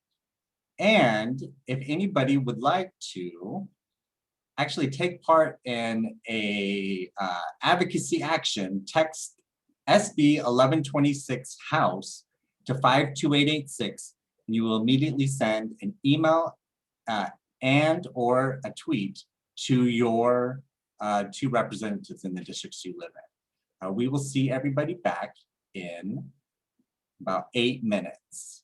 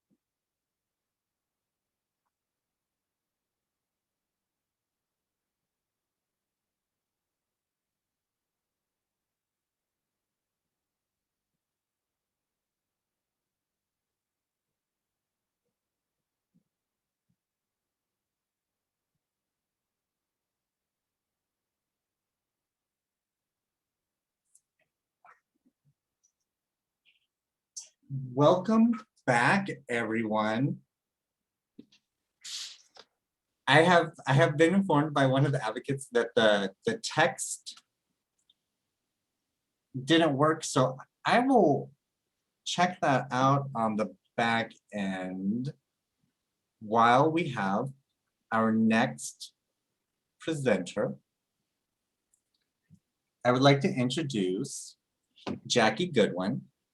Jackie became an Alzheimer's advocate in memory of her mother. She is a volunteer ambassador, state champion, co-chairs the bi-monthly Arizona Advocates meeting, and is a member of the Regional Leadership Council and the Chapter's Board Public Policy and Advocacy Committee. I'm going to hand it over to Jackie to discuss our piece of legislation that you've heard several times already. Jackie? Hello, everyone. Thank you so much for joining us today. So we know that Alzheimer's is a public health crisis, and what our legislative ask is going to be this year, SB 1126 Appropriation Behavioral Risk Factor Survey. That's the title of the bill, and it was sponsored by Senator Gowan, who we heard from a couple of times today. This year, we're advocating on behalf of Senate Bill 1126. This is how we may present ourselves when we're speaking. Very excited to say that it's already passed in the Senate. So during our virtual legislative meetings that we'll be having, when we meet with senators, we'll be thanking them for passing the bill already. When we're meeting with the representatives, we'll be asking things such as, can we count on your vote? Do we have your support on this issue? To explain the bill, just in simple terms, so that we don't get too complicated or stuck in the mire with too many details when we're talking about it during our meetings. The bill appropriates $160,000 from the state general funds, and it goes directly to the Arizona Department of Health. These funds will ensure that the caregiver and cognitive decline modules are included in the Arizona BREFIS survey over the next 2 years. So BREFIS is short for the Behavioral Risk Factor Surveillance System survey that John just talked about a bit with us. Basically, the short version is each year, every state conducts a public health survey by telephone, known as breakfast, in partnership with the CDC. The health department makes these calls, and some of the questions that they ask are focused on cardiovascular disease, diabetes, exercise, access to healthcare, things like that. And as John explained a little bit more about the cognitive decline modules and the caregiver modules that we can have added to the survey so that it gives us more information that we know specifically about Arizona. So it's collecting this caregiver and cognitive decline data will provide vital information to better understand the impact of Alzheimer's and other dementia, specifically in Arizona. And it will also adequately assess the needs of Arizonans living with dementia and the needs of their family caregivers. Having this Arizona state-based information is essential so that state policymakers and health officials are able to make informed planning and policy decisions regarding things like increasing public awareness, promoting early detection and diagnosis, including cognitive health in existing or other public health campaigns. So these would be messages about brain health and risk reduction. It also helps to assess how we're doing at the state and local level, addressing our Alzheimer's and dementia crisis that we have here. So not only is this information important to state policymakers and health officials, but also to researchers and us as advocates for our future advocacy asks that we have. And that's about it. I think we have given you the one sheet. I think it's been shared with everyone today that goes over this also briefly. And I'm wondering if anybody has any questions about it or any thoughts on it. Just thank you.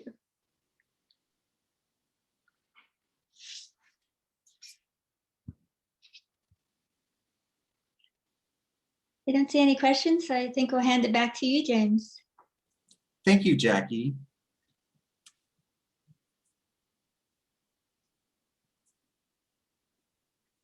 Next, we're going to get into what I think is super exciting, and that's telling your personal story. You've heard from several elected officials today, as well as other advocates and staff, that telling your story, or I like to say, telling your personal life to legislators is very, very important. We go in and meet with elected officials and throw out terms such as behavioral risk factor surveillance system survey, you know, because it flows right off of your tongue. Most of the time, elected officials may not remember the piece of legislation that we're advocating for. That's why we give them a legislative packet, but they do remember your stories. They do remember about you. And this last week at the Know Before You Go seminar, Carol actually discussed the chat when telling your story. You know, we always want to make sure that we're connecting. At the end of the day, I kind of think that Alzheimer's and dementia is a good hook and it should grab the legislators' attention, but you want to make sure that you have that hook. We always want to make sure that we do the ask, and we always want to thank everyone. What we want to do right now is we want you to tell your story. And we're going to do two different exercises. The first one is, can you tell your story in 6 words or less? The 6-word story is actually this phenomenon that is going on, and there's actually books, numerous books on individuals telling their 6-word story. When telling your 6-word story, you want to make sure you have a basic story structure, have a small narrative arc, you want to entice the reader, and you want to choose your words carefully. We have done this at other events. So I want to give everybody a moment to think about, what is your 6-word story? And I'll explain why we're doing this after we do it. But right now, everybody think about it, and we will take 2 minutes, and I would like everybody to put in your 6-word story in the chat. And we'll give you a couple minutes. And I do not have music to play in the background. I do apologize.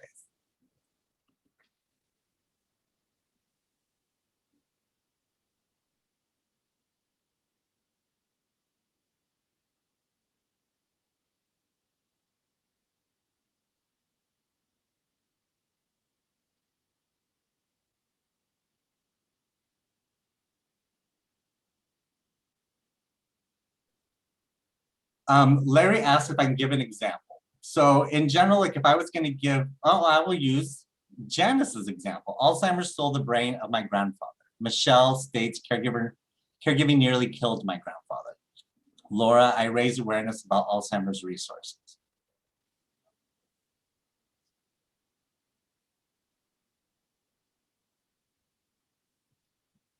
Joe states family history of Alzheimer's dementia. My mom, daughters are highest risk.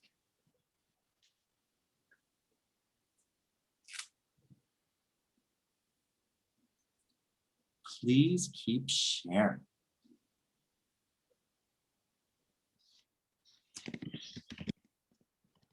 And I will actually type in one for myself.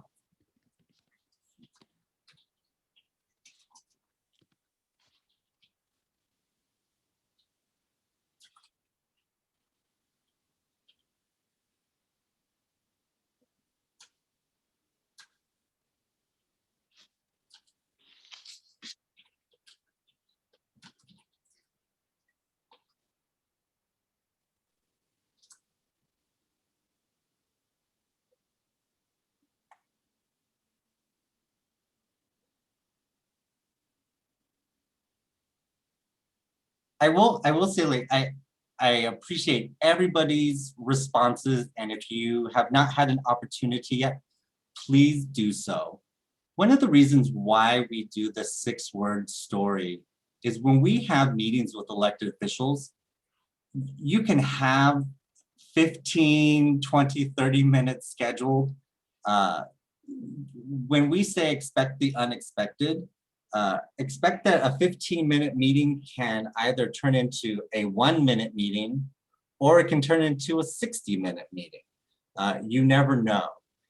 We're always at the leniency of the legislator schedules, and we know that the time with them is precious because we know that they're doing a job, and not to say that your time isn't precious either, because your time is extremely precious.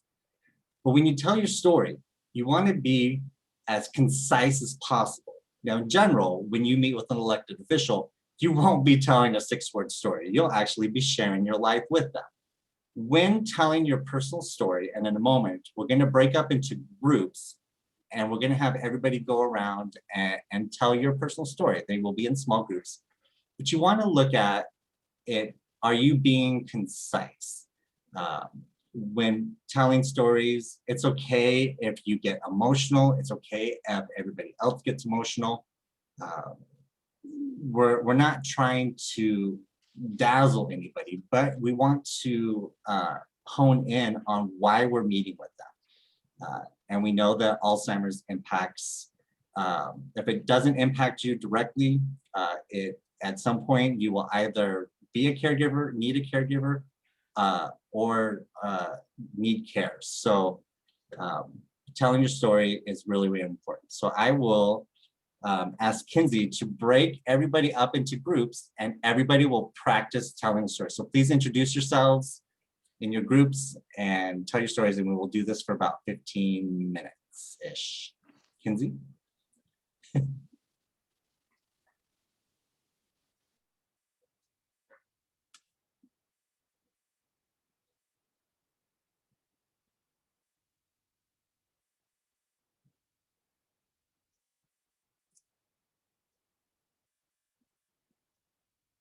Is everybody in the room?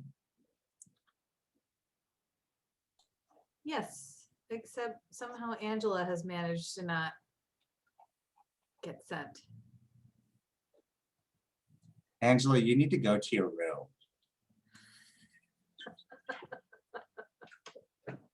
I set it up to automatically send everyone. Oh, perfect. Yeah, and I made it for 20 minutes. That's fine. We can always close it, right? Oh, yeah. Yeah. Wait, why are they closing? Oh no, I'm gonna have to send everyone back. It did 2 minutes instead of 20.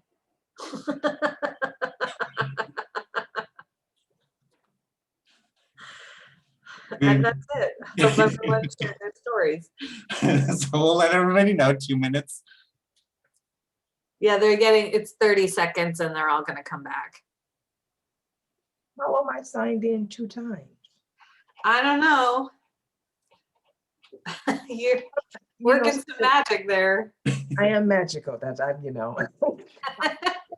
It's the weird stuff with my computer all day. It's, oh my gosh, I can't have computer errors tomorrow. That would be just treacherous. How can you be signed into Zoom twice? You can't. But You you see I'm figured a here? way. I'm not sure. Sorry, everyone. That was 2 minutes, not 20 minutes. But the breakout rooms are set to close automatically after 20 minutes. So we hope you got your questions and your stories in really quickly. 6 words goes fast. Larry was right in the middle. It was great.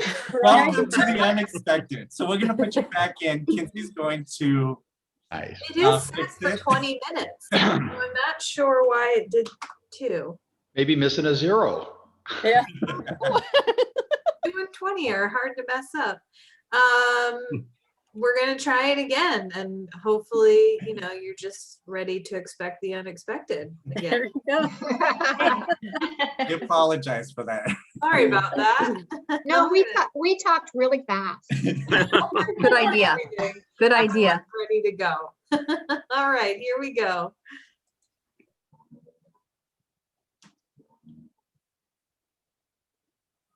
It really is set at 20 minutes. Yeah.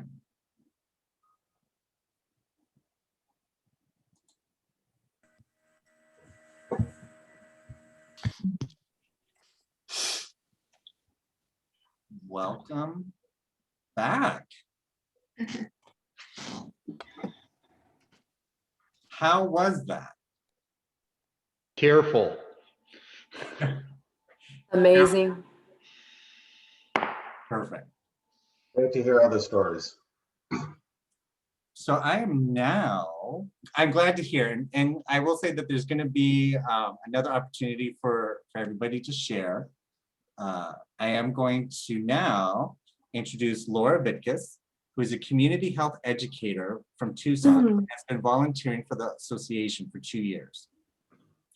She has served as a community educator, a member of the WAC Planning Committee, and advocate. She is currently the Alzheimer's Advocacy Ambassador for Senator Mark Kelly. She also serves on the Board of Trustees by sitting on the Regional Leadership Committee in Tucson and co-chairs the statewide advocacy policy meetings. Laura. Thank you very much. So we're going to talk about some effective meeting strategies today.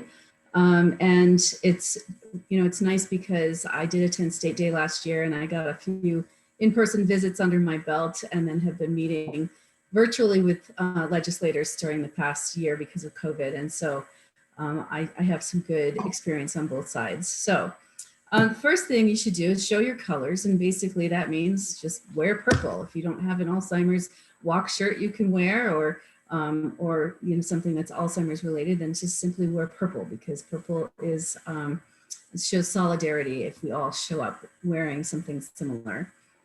Plan your pitch, and this is pretty important, and it may seem a little, I don't know, maybe goes without saying, but who's gonna lead the session? If you've got 2 people on your call, somebody needs to take the lead in starting the meeting and making introductions. And is somebody going to tell their story? And really, what's the purpose for the call? We're probably going to be talking about a legislative ask and who's the most comfortable doing that.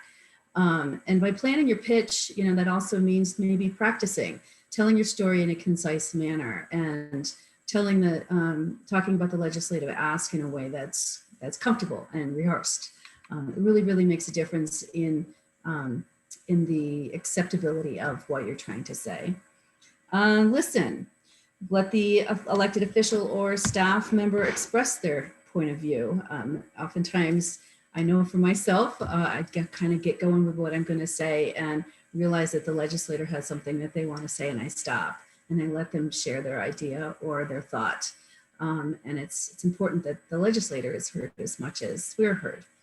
Be courteous. Even those who vehemently disagree with your message may support our future efforts. So it's important not to burn any bridges. Be brief. Get in and out of the official's office quickly. Show that you know the value of their time. So if you're approaching that 15-minute mark and you've got 15 minutes for your meeting, don't run over. Definitely, show the value of their time. Keep it simple. Don't be too technical. Don't be too detailed or too complex or too oblique. Be direct. Cover the basics and make sure the official understands the main point. Why are you there? We're there for a legislative ask. The story would give it a compelling reason why they should maybe consider your request. Keep your group small. An unwieldy group can make everybody uncomfortable, distract from your message, and waste valuable time getting set up. Make certain that the group has already chosen a spokesperson and stick with that decision. Last year during State Day, we had a team of 4 or 5 people, and some of those offices were kind of small, and it was a little difficult to squeeze into some of these spaces. And so, excuse me, if the group is too big and you're in person, squeezing a lot of bodies into a small office gets hot and stuffy pretty quickly. And so it might be better to just have some people wait outside. Never tell a lie. Your reputation is everything, and you lose credibility if you lie. If you don't know the answer to a question, don't tell them you just don't know, but offer to find out and then follow up. Be sure to let the DC Public Policy Office know so that we can help. Don't forget to close. Always ask for the official's vote or support, and remember to pause and wait for a response. Definitely say thank you. Remember to call or send a note to your elected official to remind them of your visit and thank them for their time and support. Share your experience, upload and post pictures of your meeting to our social networks and blogs, and remember to tag and share with your elected officials. It doesn't say on here, but report your activity. Please make sure to enter your meeting report on the AIM website. And there's also a legislative meeting checklist that's available that offers good things to think about in advance of your meeting as far as that planning, like who's responsible for bringing materials, who's going to handle the introductions, who'll deliver the opening line, things like that. So you can take a look at the meetings checklist, which I believe is in our packet of materials for this year. Okay, back to you, James. Thanks, Laura. I will tell everybody that legislative visits is my favorite part of my job. Primarily because I get to work with all of you, such amazing advocates. We are actually going to practice. We're going to go back to our groups, that is your team, and you will be practicing the legislative visit process. So within that, you always want to make sure that you have an introduction, 1 or 2 people tells their story, and 1 does a legislative ask. How you do this is totally up to you. Every team, every meeting is different. We will give you we'll give you about 10, 15 minutes to practice. While you're practicing, 1 of you during your time will need to play a state senator or state representative. How you play that is totally up to you. Not everybody knows about our cause, not everybody knows about the disease. A lot do. I can say that within my time working at the association, going into a state or federal elected official's office, it's becoming more and more prevalent that they know about the disease before we come in, which is great, which is fantastic. So we're going to break out into the groups, and how you do this, extent, it's totally up to you. The way that I do things is it's different than the way Jackie does, Carol, Laura, Terry, so on and so forth. So Kinsey, we're going to have you put everybody back into breakout rooms. Hopefully we don't pull you back after 2 minutes this time, but have fun with it. This is an opportunity for you guys to practice, because this can be scary. We're meeting with elected officials. I can say now after 6.5 years that it's normal and they're people too, but I know that's not always the situation. So it's important to try to normalize it and stabilize yourself that you're just meeting with another person talking about a cause that is dear to your heart. So Kinsey, I don't know. Just to clarify, one person is the lead, one or two people share their stories, one person makes the ask, and one plays the elected official. Yes. And you may have time to practice at least twice where people can have opportunities to switch roles. All right.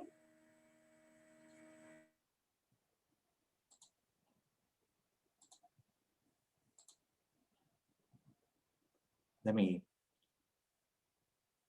pause record. Yeah. Nevada does have more room. Yeah. I mean, it's Vegas. It's all rural between Reno and Las Vegas. Vegas. Yeah. And it's like an 8-hour drive, even though it's a straight shot up, because you have to, it's not, it's like traversing through the Grand Canyon to get from Vegas to Crescent City. Hey, Morgan. How was your group? Oh, great group. Our group is amazing. The best group, maybe? Maybe. No qualifiers. He has to say that because, you know, the rest of the group's online here, so. I didn't even see you all on here. Oh. Great. Well, welcome back, everyone. Does anybody have any comments or want to discuss anything pertaining to what happened during your breakout group?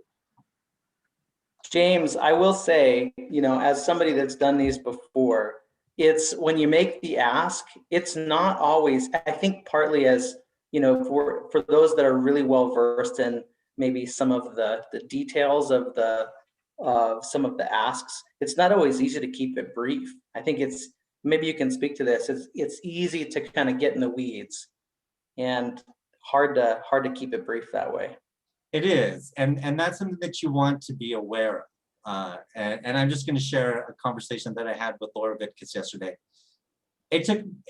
I memorize all this stuff, you know, primarily because it's my job. Like I memorize the bills, the bill numbers, the language, and it flows a lot easier. But trying to decipher, like, these are my talking points, these are my bullet points, for it to be concise can be difficult, especially when you have, I will state this, SB 1126 is very straightforward. We're asking for $160,000 to go to the Department of Health. That's pretty much what the bill language did. I can state that we did have another piece of legislation that was introduced, and that's SB 1537, but it didn't get to committee just due to the legislative process. But I will say, like, that bill in general would have created an Arizona Alzheimer's Advisory Council that will, in essence, update the state plan and ensure that our legislators are making progress towards the Alzheimer's state plan. But when you look at the bill, like, that's the talking point, but when you look at the bill, it's like 5 pages. And it's like, how do I break up? That's why at the association, we have those nice little fact sheets with just bullet points that you can just like hammer it out. Hey, Google, please stop. So, any other comments? So can you hear me? Yes. Okay, so I thought what we did well in our group was that we took exactly what you just said and summarized the 2 modules in 1 sentence for each, and then tied it back to our #1 issues, right, in Arizona. So that answers a lot of the, well, why do you want to have this? Well, we're #1 in these 3 areas that we don't want to be #1 in, so.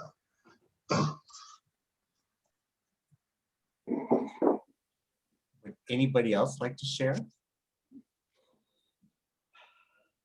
In room 5, worked on the strategy behind our ask. And we thought it would be important, you know, to kind of do a brief conversation about whose story kind of relates to the ask. So then that story is the one you bring forward. And then obviously then someone else would bring forward the ask, but we thought that would be really important in being concise and making best use of our time and impact connection. Right. Anyone else? This is great. Thank you guys for sharing. Other thing in room 5 that we talked about too was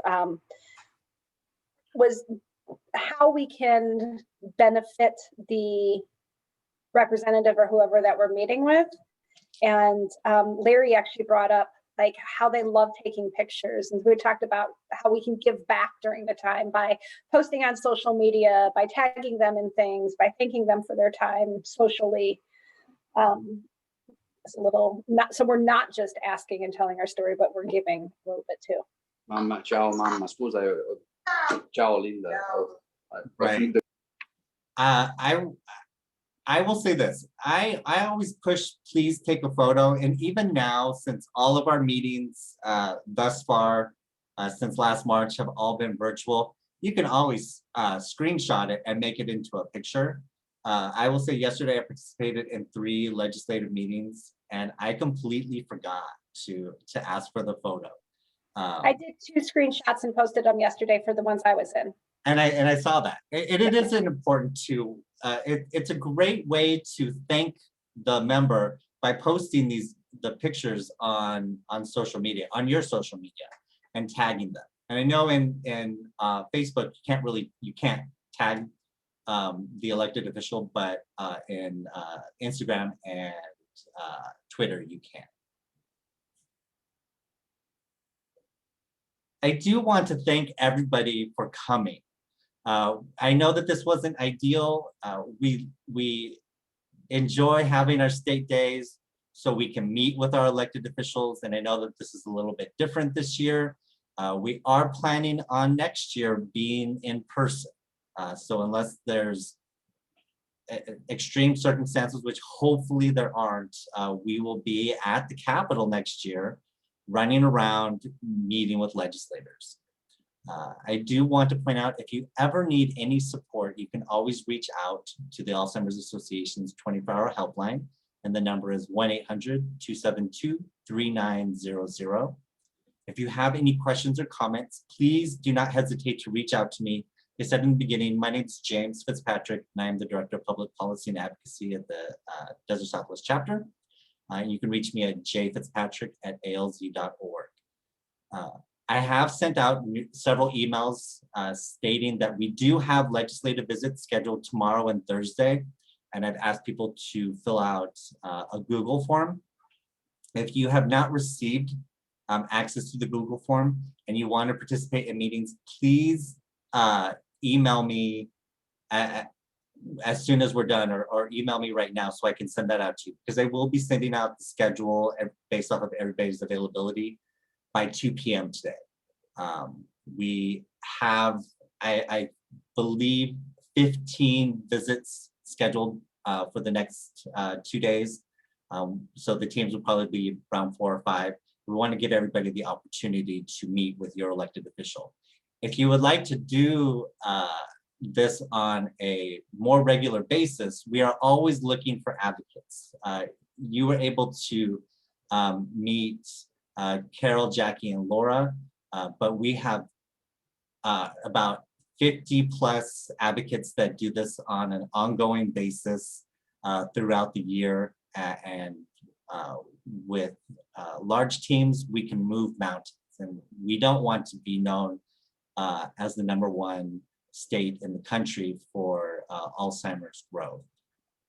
And with that, I'm Scott Gardner. He asked the question earlier when Katie Scavars was doing her presentation on facts and figures. So I'm going to hand it over to her before we say goodbye, because he asked the question and she found out the answer. Katie? Yes, thanks. Thanks, James. Yeah, Scott, you asked the question particularly about why Arizona was impacted and had that highest number of caregivers per week, that highest number.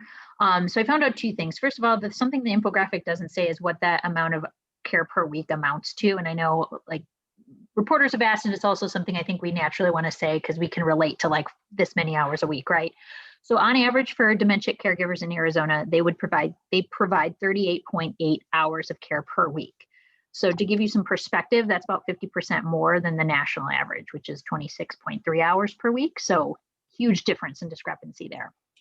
So when talking specifically, I talked to the Matthew Baumgart at the home office who is fully involved in this report and helps compile it. And the answer might not be the answer you want because he doesn't have a clear answer as to why Arizona has that highest level, but he does say that a number of factors determined that caregiving number, which includes but isn't limited to caregiver burden, for example. So that's like the number of caregivers per individual living with dementia. So in Arizona, we might have one caregiver per every, whatever that amounts to, opposed to some states that might have several people helping and contributing. So their number of hours per person would be lower, correct? Like as you could imagine.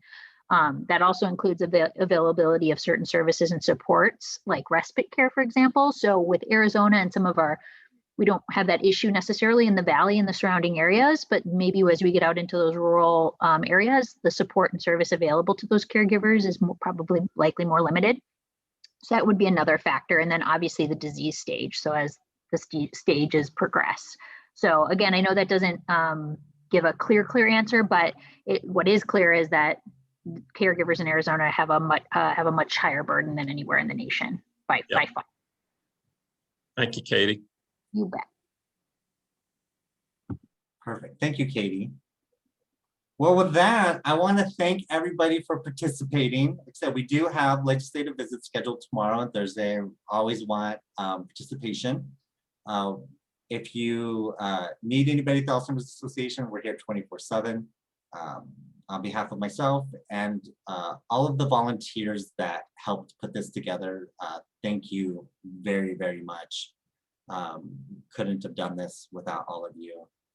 And we will either see you later or next year. I want to say thank you. Bye, everyone. Thank you.